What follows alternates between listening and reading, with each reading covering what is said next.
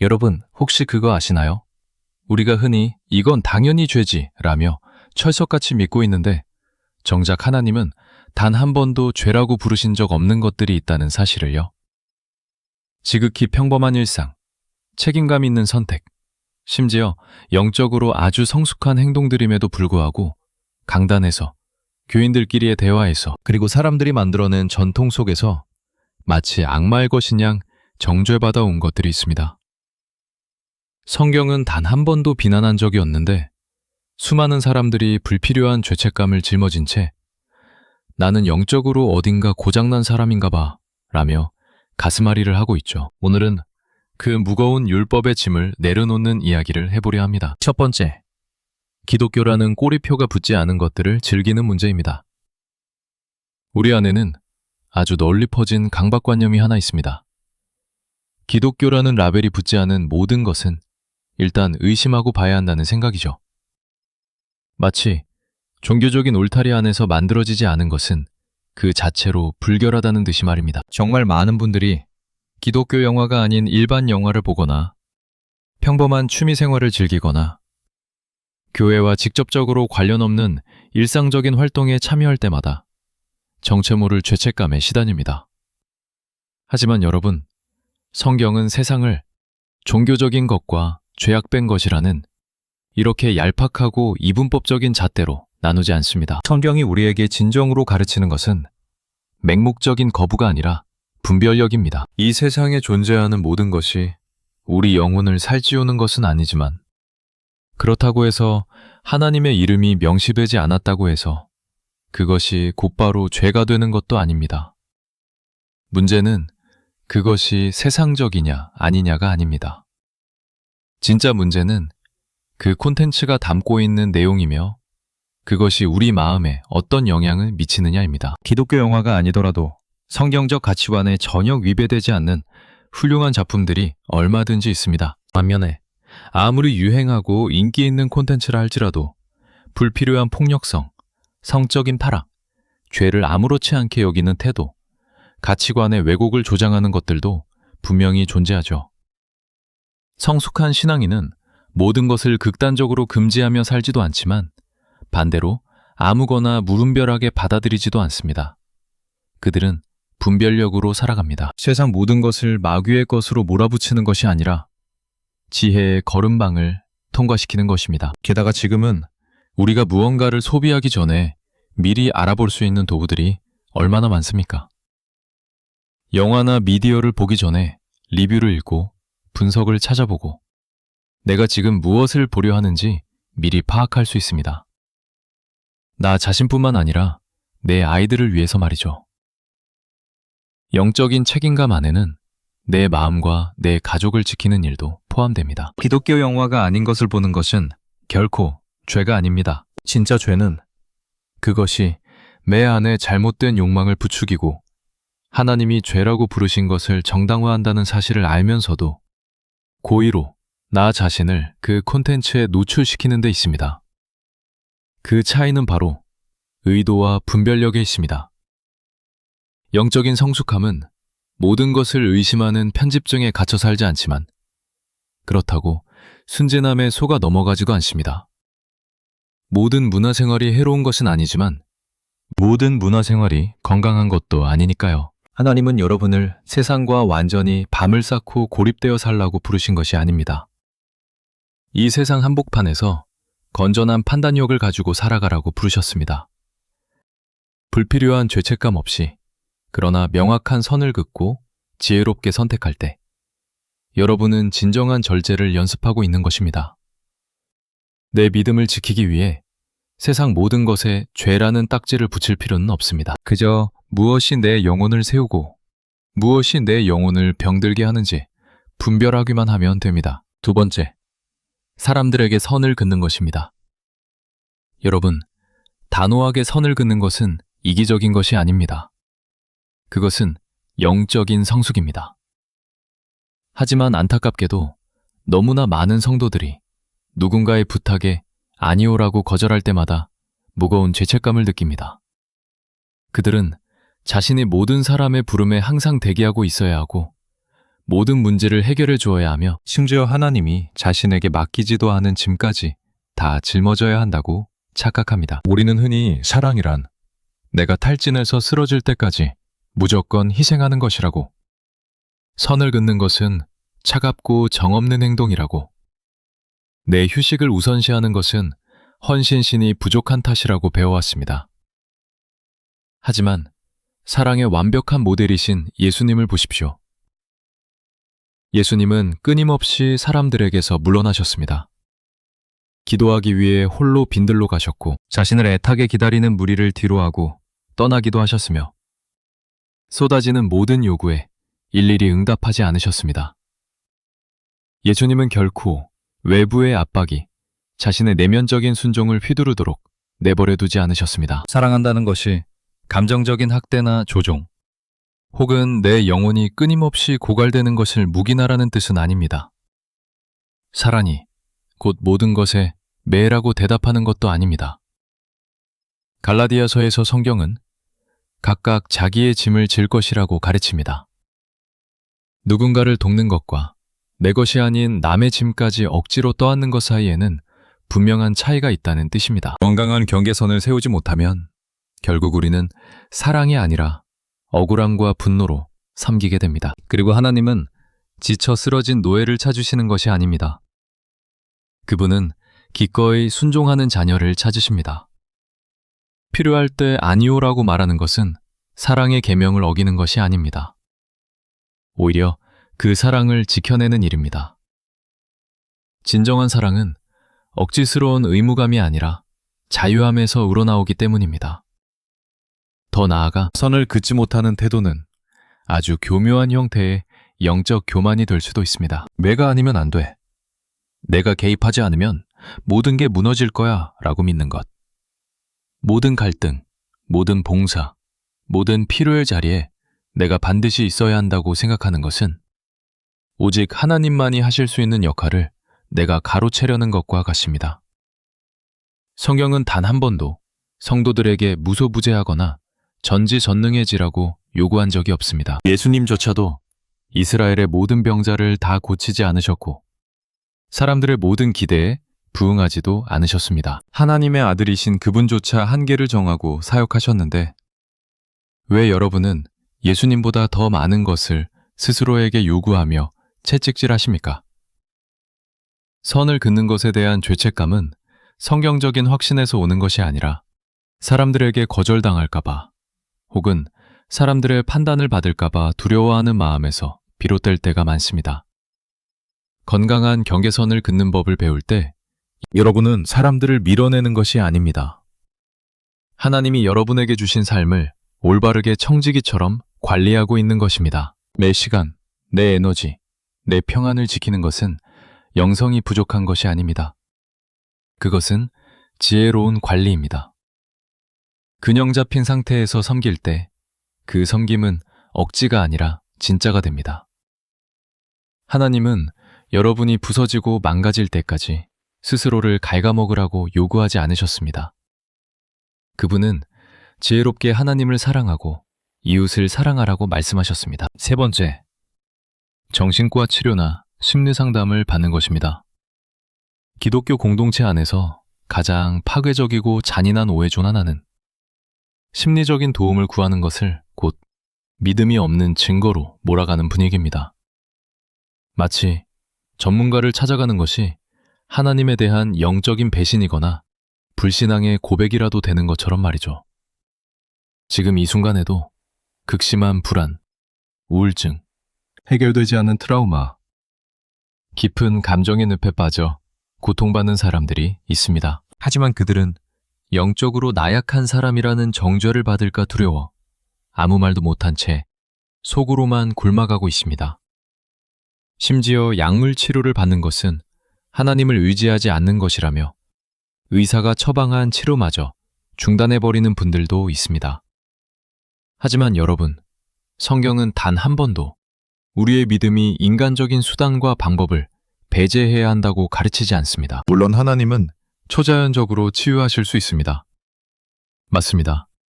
그분은 기적을 행하시고 회복시키시며 죽음에서도 살려내시는 분입니다. 하지만 그분은 동시에 회복의 과정, 의사, 상담가, 그리고 의학적인 치료를 통해서도 일하시는 분입니다. 성경은 육체를 돌보는 것, 지혜, 그리고 조언을 구하는 것에 대해 분명히 말씀하십니다. 모든 감정적인 문제가 다 귀신 들린 것이 아니며 모든 정신적인 어려움이 다 기도가 부족해서 생기는 것도 아닙니다. 우리는 타락하고 망가진 세상에 살고 있으며 우리의 육체와 마음은 언제든 병들 수 있습니다. 도움을 구하는 것은 하나님을 내 삶에서 밀어내는 것이 아닙니다. 오히려 하나님께서 인간의 도구를 사용하셔서 나에게 치유를 허락하실 수 있음을 겸손히 인정하는 것입니다. 영적인 자존심 때문에 치료를 거부하는 것은 믿음이 아닙니다. 그것은 그저 무모함일 뿐입니다. 하지만 여기서도 균형은 중요합니다. 상담을 받는다고 해서 하나님을 중심에서 밀어내서는 안 됩니다. 하나님의 뜻이 언제나 최우선이 되어야 합니다. 기도, 말씀, 그리고 하나님과의 깊은 교제는 그 어떤 것으로도 대체될 수 없습니다. 치료는 이 영적인 것들을 대체하는 것이 아니라 건강한 회복의 과정을 돕는 보완제입니다. 의사가 처방한 약을 먹는다고 해서 여러분의 믿음이 취소되는 것이 아닙니다. 어쩌면 그 약이 여러분이 그토록 간절히 기도했던 응답의 일부일 수도 있습니다. 정신과 의사를 찾아간다고 해서 하나님이 여러분의 기도를 듣지 않으시는 것이 아닙니다.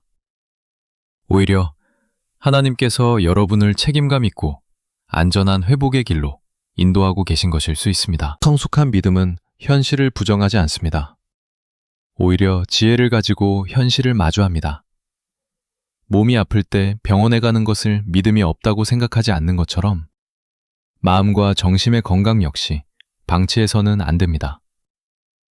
하나님은 당신께서 친히 창조하신 몸과 마음을 우리가 소중히 돌볼 때 결코 불쾌해하지 않으십니다. 전문가를 우상화하지 않으면서도 동시에 그들이 제공하는 도움을 무시하지 않고 분별력 있게 받아들이는 것. 이것이 바로 성경적인 균형입니다. 참된 영성은 과정을 부인하지 않습니다. 오히려 그 모든 과정을 하나님의 인도하심 아래로 통합시킵니다. 만약 지금까지의 이야기가 여러분의 마음에 와닿았다면 댓글에 이렇게 적어보십시오. 나는 죄책감이 아니라 분별력으로 걷습니다. 이것은 그저 따라하는 듣기 좋은 문구가 아니라 말씀에 따라 살겠다는 의식적인 결단입니다. 네 번째, 출석하는 교회를 옮기는 것입니다. 교회를 옮기는 것이 무조건 죄는 아니지만 그렇다고 결코 가벼운 결정도 아닙니다. 우리는 무언가 마음에 들지 않을 때마다 이 교회, 저 교회를 쉽게 옮겨 다니는 문화 속에 살고 있습니다. 마치 교회를 조금만 불편해지면 언제든 바꿀 수 있는 서비스나 구독 상품처럼 여기는 것이죠. 하지만 그런 식의 신앙생활은 결코 뿌리를 내리지 못합니다. 끊임없이 이리저리 옮겨 심어지는 나무는 단단한 땅에 정착할 수 없습니다. 깊이 자라지 못합니다. 튼튼해지지도 못하고 일관된 열매를 맺을 수도 없습니다.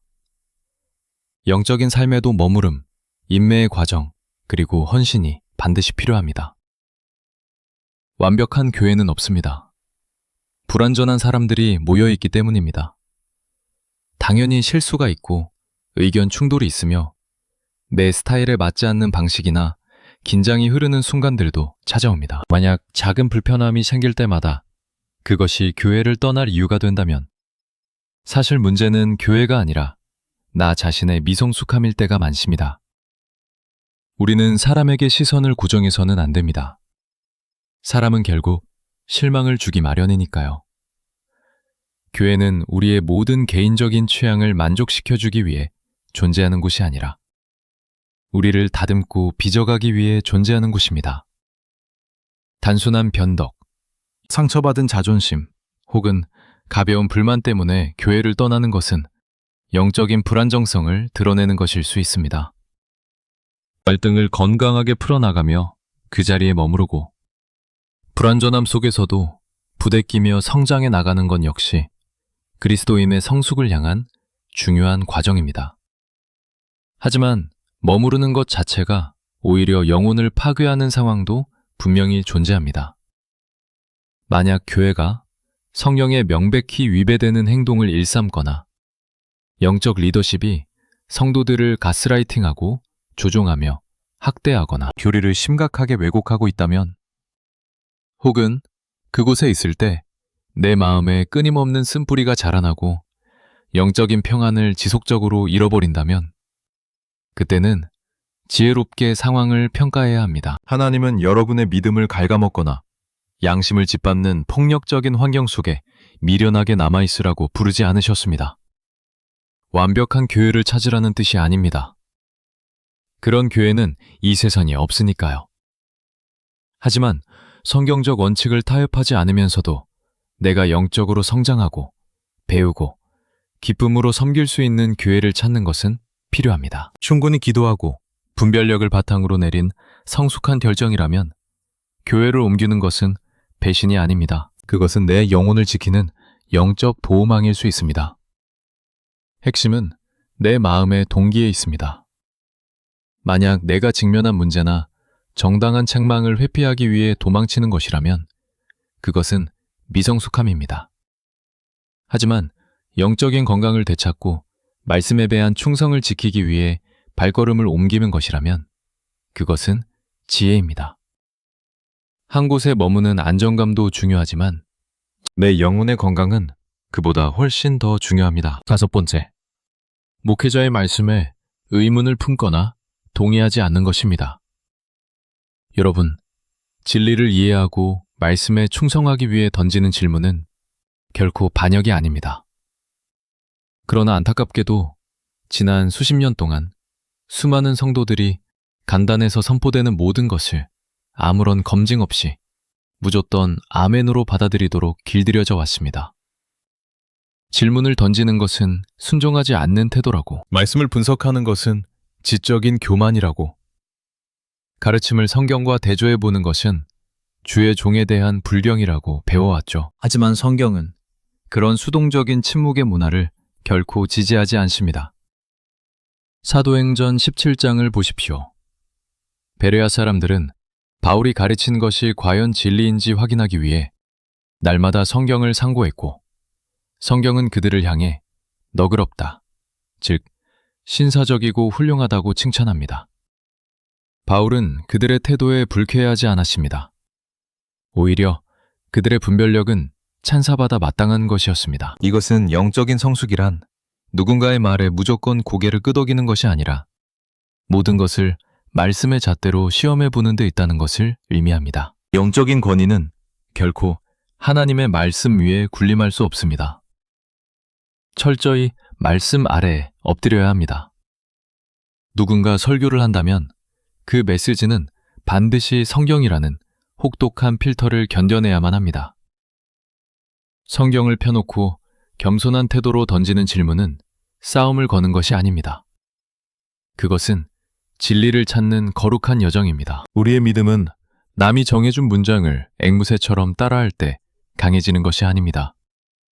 진리의 뿌리를 내 스스로 깨닫고 이해할 때 비로소 단단해집니다. 만약 어떤 말씀이 성경과 앞뒤가 맞지 않거나 억지로 꿰맞춘 해석 같거나 특정 부분만 지나치게 강조해서 합리적인 의구심이 든다면 성경을 펴서 직접 연구하는 것은 불충이 아닙니다. 그것은 성도로서 마땅히 져야 할 영적 책임입니다.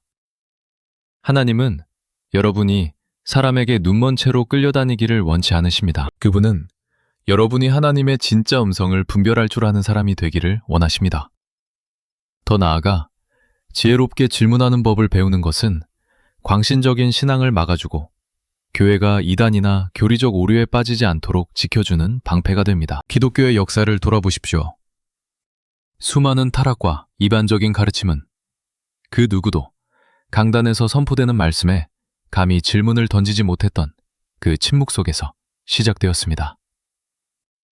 의견이 다르다고 해서 그것이 항상 분열을 의미하는 것은 아닙니다. 많은 경우 그것은 성장의 진통입니다. 상대를 존중하는 마음으로 들이받으려는 투쟁적인 태도가 아니라 겸손히 묻는다면 그것은 여러분의 성숙함을 증명하는 것입니다. 문제는 질문을 던지는 행위 자체가 아닙니다. 교만함과 반역하는 영으로 따져 묻는 그 마음가짐이 문제인 것이죠. 하지만 배우려는 겸손한 마음을 가지고 말씀에 근거하여 질문한다면 여러분은 영들을 분별하고 좋은 것을 취하라는 성경의 명령에 순종하고 있는 것입니다. 성숙한 목회자는 성도들의 진실한 질문을 두려워하지 않습니다. 오히려 그것을 함께 성장할 수 있는 은혜의 기회로 받아들입니다.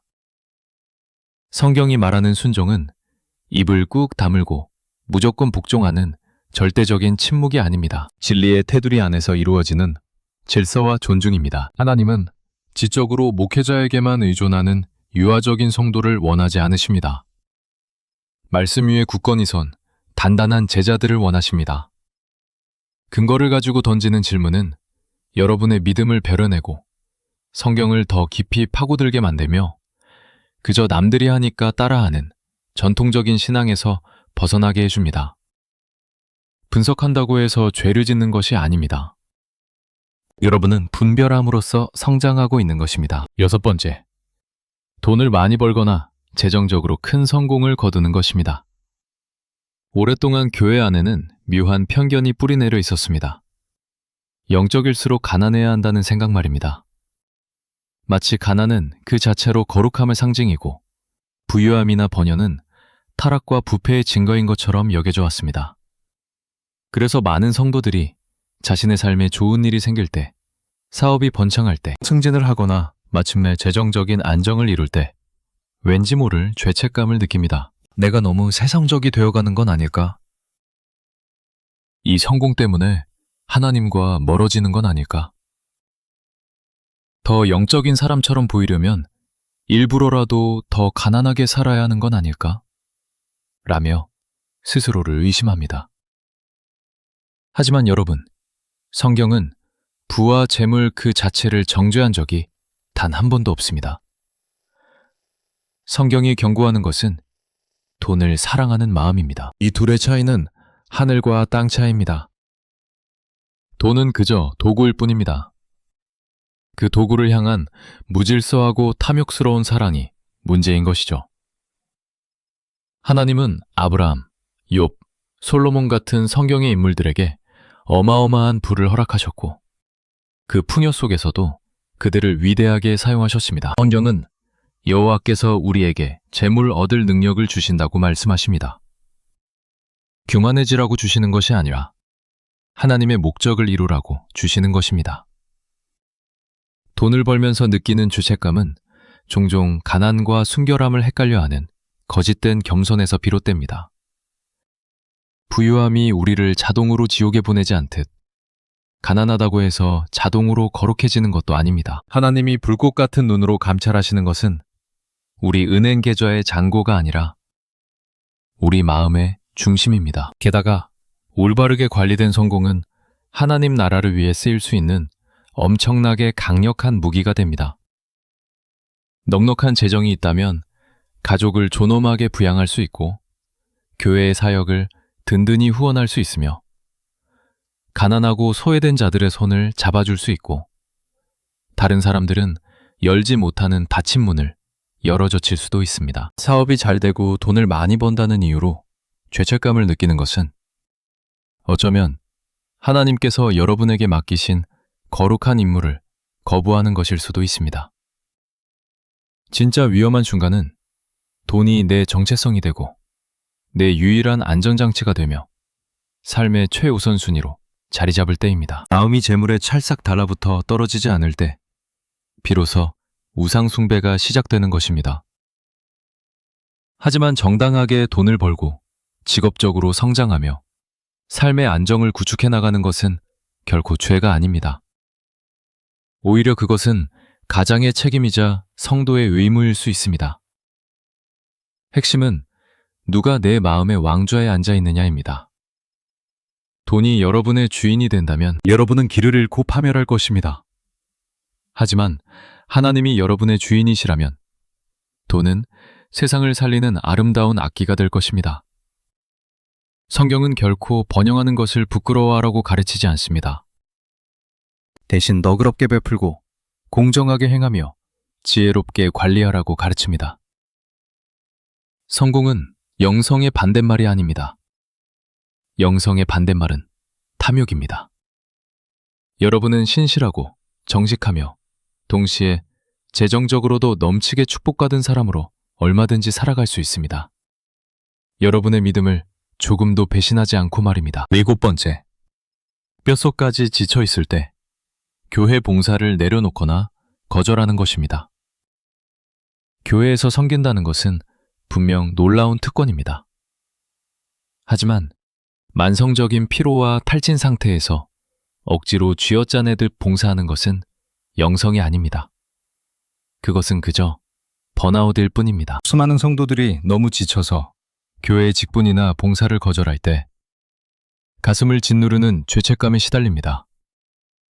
그들은 아니요라고 말하는 것을 헌신이 부족한 탓으로 여기고 쉬는 것을 신앙의 미지근함으로 받아들이며 매 감정과 육체의 건강을 돌보는 것을 이기적인 죄악으로 치부합니다. 종교적인 활동으로 달력이 빽빽하게 채워져 있을수록 하나님을 더 기쁘시게 하는 것이라고 배워왔기 때문입니다. 하지만 억지로 끌려가듯 하는 의무적인 섬김은 결코 하나님을 영화롭게 하지 못합니다.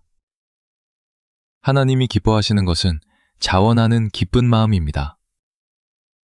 육체가 극한의 피로에 달했을 때 억지로 이어가는 섬김은 결국 짜증과 좌절, 그리고 속으로 골마 터지는 원망을 낳기 마련입니다. 그리고 그런 마음으로 드리는 봉사는 하나님께 영광이 되지 않습니다. 예수님조차도 제자들이 사역에 지쳐 탈진했을 때 그들을 한적한 곳으로 데려가 쉬게 하셨습니다. 휴식은 믿음이 부족해서 하는 것이 아닙니다. 휴식은 하나님이 창조하신 신성한 디자인입니다. 하나님은 여러분의 충성심을 증명하기 위해 여러분이 땔감처럼 타들어가 재가 되기를 원치 않으십니다. 쉼없이 쳇바퀴 돌듯 봉사만 하는 사람은 결국 어느 순간 기쁨을 완전히 잃어버리고 그저 남들의 시선과 압박감 때문에 그 자리를 버티게 됩니다. 기쁨이 증발해버린 봉사는 예배가 아니라 무거운 족쇄가 될 뿐입니다. 내가 너무 지쳐서 아니요, 이번에는 쉬겠습니다 라고 말하는 것은 불순종이 아닙니다. 그것은 하나님 앞에서의 영적인 정직함일 수 있습니다. 하나님이 원하시는 것은 진실된 내어드림이지 영혼 없는 기계적인 활동이 아닙니다. 물론 여기서도 주의할 점이 있습니다. 휴식이 영원한 핑계거리가 되어서는 안 된다는 사실입니다.